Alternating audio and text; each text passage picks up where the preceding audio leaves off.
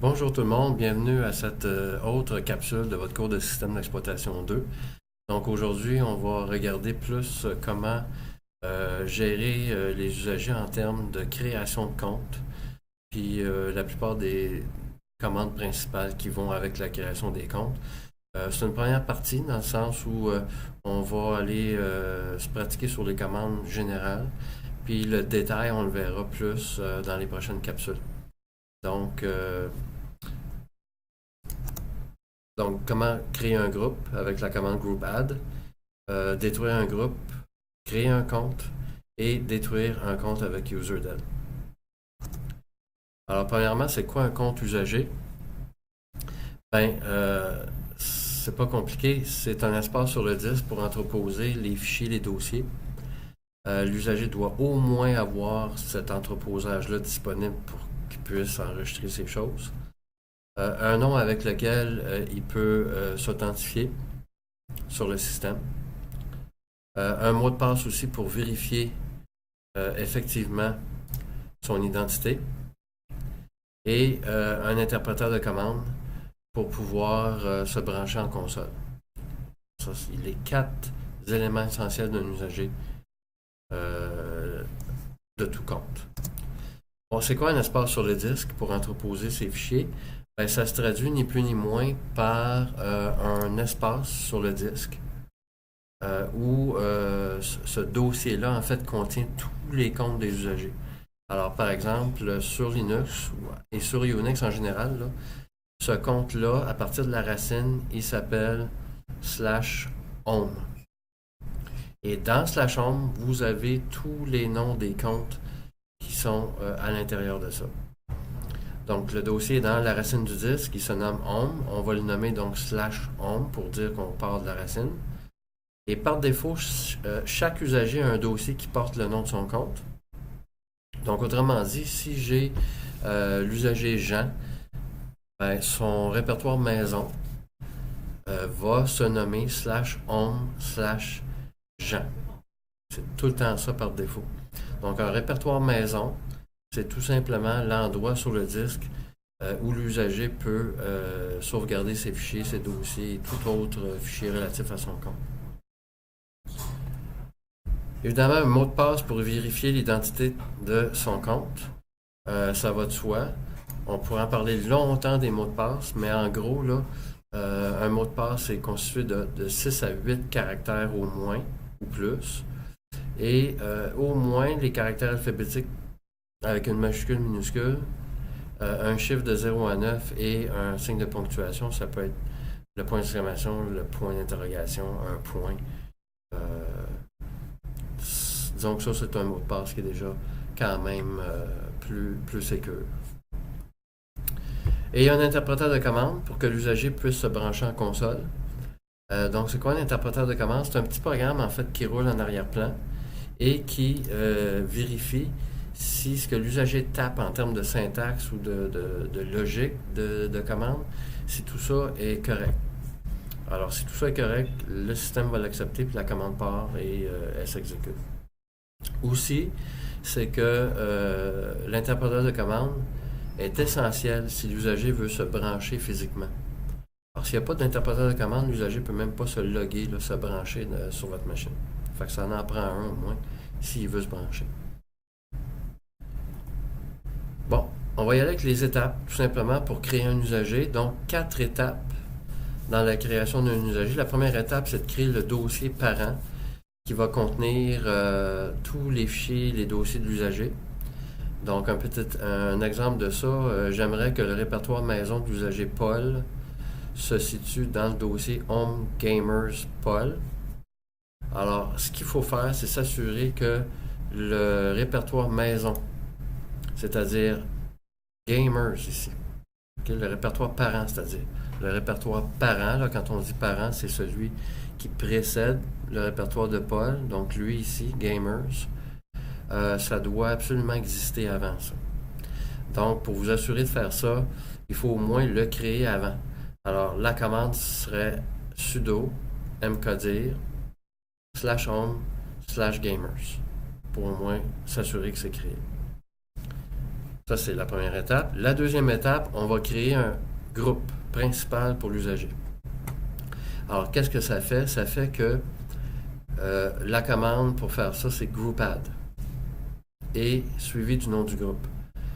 Alors, c'est assez simple à utiliser. Tout simplement, vous tapez group add développeur, par exemple, si je veux créer le groupe développeur. Donc, group add, le nom du groupe, et le groupe est créé. Il est vide au départ. Il n'y a pas d'usager à l'intérieur. S'il existe déjà, c'est pas grave, le système va dire il existe déjà, ben, il est déjà créé, c'est tout. Il n'y aura pas d'erreur supplémentaire. Troisième étape, on va créer l'usager. Alors, c'est la commande UserAdd qui fait la création comme telle. Moi, je vais vous conseiller les 4 options qui sont là. Il y en a beaucoup plus. Si vous faites man, l'aide sur la commande, il y en a beaucoup plus que ça, mais disons que les 4 qui sont là sont pas mal les principales qui vont revenir souvent. Donc, le "-d" minuscule, ce qu'il fait, c'est qu'il change le répertoire maison. Parce que par défaut, le répertoire maison va tout le temps être dans /home/ le nom du compte. Si vous voulez changer ce comportement-là, c'est "-d" minuscule. "-g" minuscule, lui, il permet d'associer l'usager à un groupe principal. Un usager doit toujours avoir un groupe principal dans lequel il fait partie. Donc, le "-g" minuscule va le créer finalement. En fait, il ne crée pas le groupe. Il fait tout simplement dire « mets l'usager dans ce groupe-là ». "-g" majuscule, ça permet d'ajouter l'utilisateur à une liste de groupes supplémentaires. Donc, autrement dit, il va, en plus de faire partie de son groupe principal, il va faire partie des groupes supplémentaires que vous mettez à la suite du "-g". Il est optionnel, le "-g". Vous n'avez pas à le mettre tout le temps. Si l'usager n'a pas à être dans des groupes supplémentaires, il n'y aura pas de "-g". Il y a un "-g" minuscule tout le temps, par contre. Et finalement, le "-s" minuscule, il spécifie l'interpréteur de commande. On en parlait tantôt, ça en prend un. Par défaut, c'est le bin bash, /bin/bash, qui est déjà fait. Vous n'avez rien à faire, autrement dit. Si vous le mettez, c'est pas grave, mais si vous ne mettez pas de "-s", il va prendre bin bash de toute façon. Alors ça, c'est l'usager qui est créé. Et évidemment, pour qu'il puisse se brancher, ça va prendre le mot de passe de l'usager. Il faut en créer un. Donc, la commande, c'est très simple. PASSWD et le nom du compte.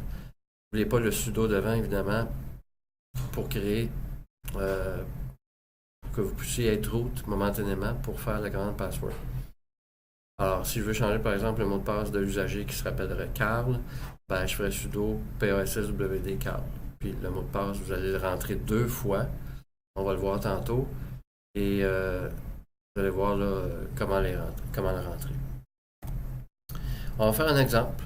Donc, on veut créer, par exemple, l'usager Carl avec les caractéristiques suivantes. Le répertoire maison, on va vouloir qu'il soit dans Home, Développeur et Carl. Le groupe principal, il va être dans Développeur. Le groupe secondaire va être dans Projet C#, parce qu'on dit que cet usager-là va peut-être aussi avoir à faire des projets en C#. Donc, on va le rajouter dans ce groupe-là aussi. L'interpréteur de commande va être le bin bash, qui est le défaut de toute façon. Le nom du compte Carl et le mot de passe Carl. Alors, on va faire l'exemple complet des commandes qui sont à faire pour réaliser tout ça. Alors, ça serait ces 4 étapes-là qu'on va faire ensemble. Donc, premièrement, créer le dossier parent. Alors, je vais m'ouvrir ma console, voilà. Et on va faire ensemble les 4 étapes qui sont là. Donc, sudo, il ne faut jamais l'oublier parce que c'est des commandes d'administrateur de la machine que vous faites. Donc, sudo, on crée le répertoire avant. Donc, mkdir, home, parce que ça va tout le temps là-dedans, et développeur, qui est le nom du dossier dans lequel le compte de Carl va arriver. En gros, ce que je vous conseille, c'est de prendre tout le temps le même nom du dossier ici. En fait, le nom du dossier, là, de donner le même nom que le nom du groupe. Ça va être plus facile de faire la maintenance pour vous plus tard. Okay. Donc, /home /développeur. Parfait, le mot de passe du sudo. C'est fait. Okay. Deuxième étape, on disait quoi? Deuxième étape, on dit d'aller créer des groupes. Alors là, on a créé notre dossier, ça va. La deuxième étape, on va créer les groupes. Ça se fait une fois seulement, ça aussi. OK? Vous n'avez pas à les refaire après. Quand le dossier est créé, il est créé une fois pour toutes. Puis quand les groupes sont créés une fois pour toutes jusqu'à temps qu'on les détruise. Mais il faut les faire une fois au moins. Donc, on va avoir la commande group add, développeur parce qu'il va être dans le groupe développeur, puis on veut qu'il soit dans le groupe C# ou projet C# aussi. Alors, il faut que ces groupes-là soient créés avant au moins. Donc, on va créer ces groupes-là. Sudo group add développeur. Voilà une fois. Et il faut le faire 2 fois parce que malheureusement, group add, on ne peut pas mettre plus qu'un groupe là, à la suite. Alors, on dit aussi projet C#. Bon, vous allez voir que si le groupe existe déjà, par exemple, je referais group add projet C#, ben, il va nous dire le groupe projet C# existe déjà. Il a déjà été fait. C'est pas plus compliqué que ça. Donc là, le dossier est fait. Les groupes sont faits. On est prêt à faire l'usager. Donc l'étape 3 ici, création du compte de Carl. Création du compte de Carl. Alors un petit sudo user add et là on va y ajouter toutes les options qu'on a vues tantôt. Alors qu'est-ce que ça fait en réalité? Sudo user add.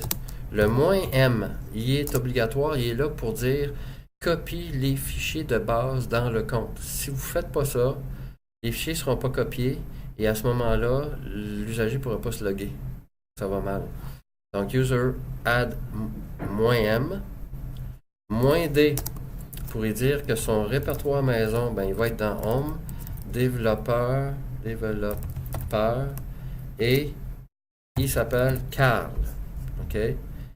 Le système va s'arranger avec Carl. Il va le faire, il va le créer. Mais vous deviez avoir au moins fait lui auparavant. C'est ce qu'on a fait tantôt ici, avec la mkdir. OK? Parfait. Son groupe principal, on a dit qu'il serait dans développeur. Donc, ça fait que là, on va utiliser le "-g" minuscule avec le nom du groupe principal dans lequel cet usager-là va se situer. On veut qu'il soit aussi dans le groupe supplémentaire projet C#. Là, je vais mettre le "-g" majuscule suivi du nom du groupe supplémentaire. Donc, Carl va se situer aussi en supplément dans ce groupe-là. Et on finit avec le nom du compte. Ici, c'est évidemment Carl. OK? Donc, ça fait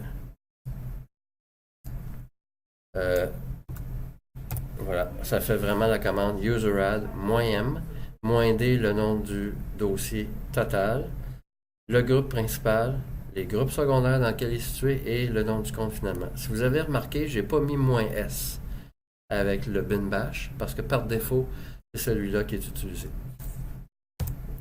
Voilà. Il n'y a pas eu d'erreur. Hein. Souvenez-vous, en Linux, s'il n'y a pas rien, si le système ne vous dit rien, ben, il n'y a pas d'erreur, ça s'est fait comme il faut. 4e étape, créer le mot de passe de Carl. Donc, sudo passwd Carl. Alors, sudo passwd, je change le mot de passe pour l'usager Carl. Entrez le nouveau mot de passe Unix, vous le tapez et c'est normal, vous verrez rien taper, c'est par sécurité. Donc moi, regarde, pour l'instant, je vais tout simplement faire taper le même nom que l'usager, Karl. Enter, vous le retapez une deuxième fois, Karl. Et il nous dit, l'important c'est que vous ayez au moins vu qu'avec succès, ça s'est fait comme il faut. Maintenant que l'usager est fait, alors ici, on a bien eu le succès du changement du mot de passe. On va tester l'usager maintenant pour savoir si tout est correct. Donc, on veut vraiment là voir comme si l'usager le branchait sur le système, puis est-ce qu'il va recevoir comme il faut le bon prompt, puis tout ça. Alors moi, ce que je vous conseille en console comme ça, vous pourriez le faire aussi avec CTRL-ALT-F1, on avait déjà vu ça, ouvrir une autre console texte. Oups. Et donc, soit avec CTRL-ALT et F1, F2, F3, F4, F5 ou F6, ou directement, tant que vous êtes ici, SU, et le nom du compte. Donc, le nom du compte qu'on a fait précédemment qui s'appelait Carl. Donc, si je reviens ici, euh, exactement ici. Donc, pour tester que le compte se branche comme faux, SU, espace, tiret, un autre espace et le nom du compte. On va entrer le mot de passe de l'usager et si on obtient le prompt qu'on s'attend d'obtenir, tout est correct. On peut même vérifier que son répertoire maison est correct aussi avec la commande pwd. Alors, on va faire tout ça. Donc, SU-Carl, on teste le compte. Mot de passe de Carl. Rappelez-vous, on avait mis K-A-R-L. Tout est beau. Regardez le prompt qui a changé ici. On avait discuté déjà du prompt, là, que c'est l'usager par défaut. Donc, bel et bien Carl actuellement. On a changé d'usager, c'est correct. Et le nom de la machine, on est tout le temps sur la même machine. Et il est supposé être dans son répertoire maison. Alors là, c'est là que vous pourriez vérifier avec PWD. Ça donne le répertoire où il est actuellement. Donc, après s'être branché, vous faites PWD et là, vous vérifiez que c'est bel et bien le répertoire que vous aviez fait au début quand vous aviez fait l'usager. En fait, je vais vous montrer la commande. Je ne l'ai malheureusement pas dans l'historique, là, mais elle est ici juste en haut, donc c'était celle-ci qu'on avait fait avant. Vous remarquerez ici là, le moins D. Vous voyez le D, moins D, on avait dit avec ça que le répertoire maison de Carl, ben, c'est dans slash home, slash développeur, slash Carl. On a bien avec PWD là, la preuve que ces fichiers et tous ces dossiers, ces trucs sur le disque sont au bon endroit.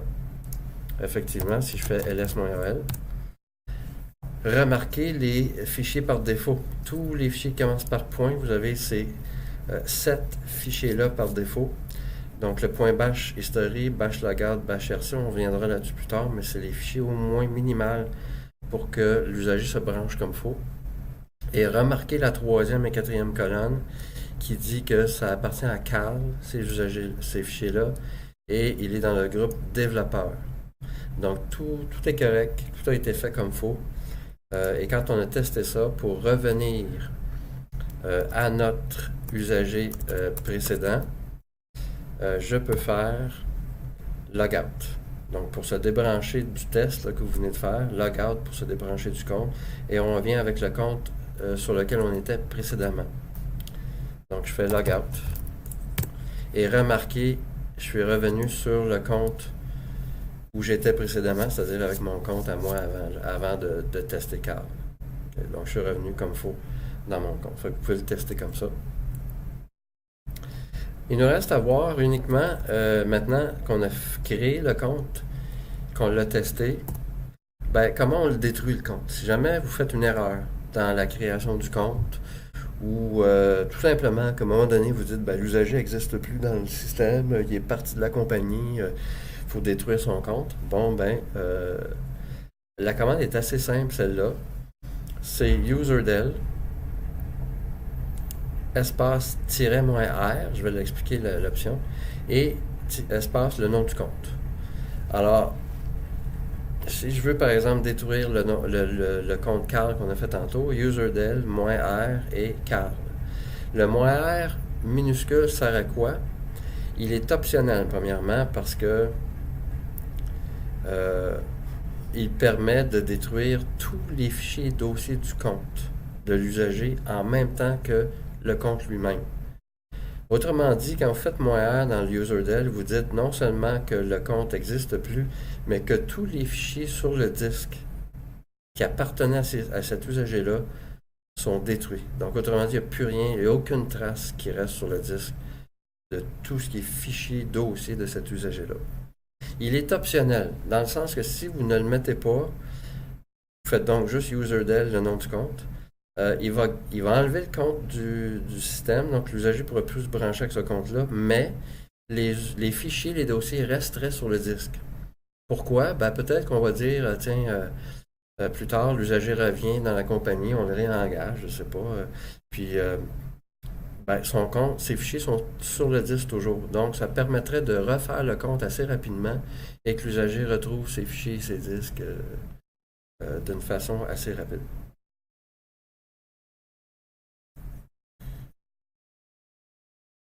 Pour détruire un groupe, on va le voir aussi, Alors, une fois que les usagers sont enlevés du groupe, vous pouvez utiliser groupe del et le nom du groupe pour détruire le groupe finalement à la fin aussi. Une petite note, par contre, c'est qu'on ne peut pas détruire un groupe dans lequel il y a encore des usagers, évidemment. Alors, il faut juste s'assurer que tous les usagers ont été détruits avant. Okay? Les usagers qui étaient dans ce groupe-là ont été détruits. Et ensuite, on va pouvoir faire le groupe del. Alors, on va tester tout ça. Donc, je vais enlever le groupe développeur qu'on avait créé pour le groupe Carl. Alors, sudo, je vais enlever groupe del développeur. Je ne suis pas supposé faire ça parce qu'il y a un compte encore dans ce groupe-là. Alors, normalement, il devrait vous dire, voilà, groupe del, impossible de supprimer le groupe primaire de l'utilisateur Carl. Autrement dit, il dit, hey, tu es en train de me demander d'enlever un groupe, mais il y a encore des usagers dedans. Alors, je ne peux pas faire ça. Alors, il faut enlever l'usager avant. Donc, sudo, on a dit que c'était userdel. -r, on va enlever tous ces dossiers et ces fichiers également. Et vous finissez avec le nom du compte. Donc, userdel, -r, Carl, sudo devant évidemment. Et là, tout est parti. Ça, c'est normal. L'emplacement de boîte aux lettres de Carl, pas trouvé parce qu'on ne l'avait pas créé. Okay? Donc, c'est sûr qu'il ne la trouve pas. Mais le reste a été fait. Donc, le compte est parti. Les fichiers, il n'y a plus rien de Carl. On peut le tester d'ailleurs. Est-ce que je peux me brancher comme on faisait tantôt pour tester l'usager Carl? Pas de mot de passe pour l'utilisateur Carl. Alors, non seulement il n'y a pas de mot de passe, il n'existe plus Carl. C'est fini. Maintenant, là, on peut essayer d'enlever le groupe du système. Normalement, il n'y a plus d'usagers dans le groupe développeur, donc on va essayer de l'enlever. Donc, vous faites sudo groupe del développeur. Et voilà, il n'y a plus de groupe développeur maintenant. C'est terminé. Vous avez fait le ménage total de ce qu'on avait fait précédemment.